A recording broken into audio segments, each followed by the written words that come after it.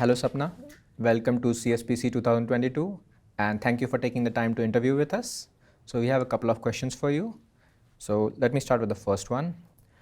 Can you explain the importance of genomics in today's society and what role is like Genome Canada is playing for everyday Canadians? Yeah, genomics is really the study of DNA. So that means not just ourselves, but plants, animals, microbes. So it really touches all our lives in every aspects and almost all sectors: forestry, mining, energy, health. And genomics is it's in its infancy still, but it's rapidly evolving. And so we can now read, analyze, and edit genomics. So what does that mean? It means that genomics can impact actually and improve our lives in many ways, whether it's addressing the climate issue, whether addressing food security and making food more resistant to climate change, and making sure farmers can actually get the food they need. Or for health, it might be the solution and is the solution for many kind of our biggest issues. So I think Canadians actually would be shocked to know how much genomics is touching our lives today, but is actually going to be a key solution for a lot of our challenges going forward. Considering that genomics is a rapidly growing field, and can you elaborate on a few initiatives that Genome Canada is taking to make sure that Canada remains competitive and impactful at a global scale? I think we've now entered into a biorevolution. As I was saying, as you've said, it's rapidly changing. With things like artificial intelligence and the ability to sequence and analyze and edit, we are in a revolution. McKinsey recently did a report, and they stated in the report that 60% of the inputs to the economy is going to be biological. So what does that mean? It means that in the future, in the next 10 to 20 years, that's going to be $2 to $4 trillion. And that means genomics has a huge link to economic growth and our competitive advantage as a country.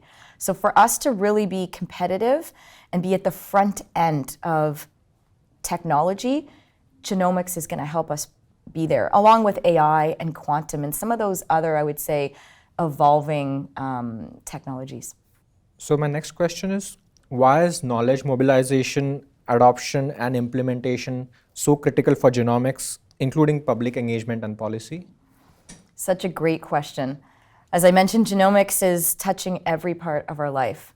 As amazing as genomics technology can be, it will only be useful if people actually use it. And it's really important for organizations like ourselves who fund research to make sure that the research and investments that we fund actually get in the hands of the people who need it. That means you need to put a lot of time, effort, and money into mobilizing that amazing technology to make sure it's commercialized, adopted, and taken up. But that also means you need to spend time educating, engaging people, understanding what are their needs, their challenges, their apprehensions. And they have to be part of developing and part of the solution. So public engagement and policy is key. If we don't actually engage the public, we don't actually shape the policies together, I think technologies like genomics won't be used and taken up and won't have the impact that we want them to have. That's a very insightful answer. Thank you for that. So next question, how has Genome Canada helped us in navigating the COVID-19 pandemic? And would you say now are we better prepared for the next possible pandemic? Good question. I'm sure many are sick and tired of talking about COVID, but I think it is a great question and a great example. COVID allowed us in many areas to come together and break down real and invisible barriers to address a common challenge. Genomics was actually at the front end and at the front of COVID. Because of genomics, we brought together people who have maybe not always come together. We were able to rapidly, in real time, sequence the virus, and we were able to inform big decisions for policymakers. And what we learned from that is, one, we need to work together. To address the future pandemics or other future challenges like climate, we got to break down those real and invisible barriers. We need to work together, and we need to harness technologies like genomics that can really help us in real time. And we need to link the policy to the research and the technology. I think the one thing I would say from COVID that I hope we do take, we don't go back to how we used to work. You know, we quickly changed the way we worked. And not that we can keep it up. I mean, it was a very hard time, but we need to learn what went well, and ecosystems coming together and collaboration, policy being bridged with research, provinces, territories, and different stakeholders coming together like that. We need to make sure, if we want to be really prepared for future pandemics, we need to make sure that we build upon, you know, the good lessons learned and continue to work in that way. Thank you. That's greatly articulated. So you mentioned climate. So can you share how Genome Canada is helping efforts to fight climate change and food scarcity? It's a great question. Canada is actually one of the only G7 countries who is doing significant work in genomics, but outside of health.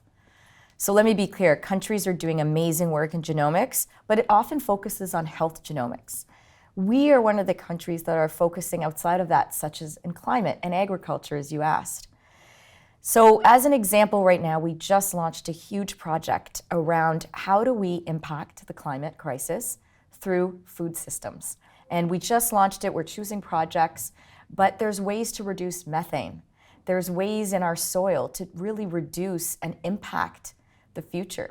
One of the really interesting things that I've learned about is even in crops.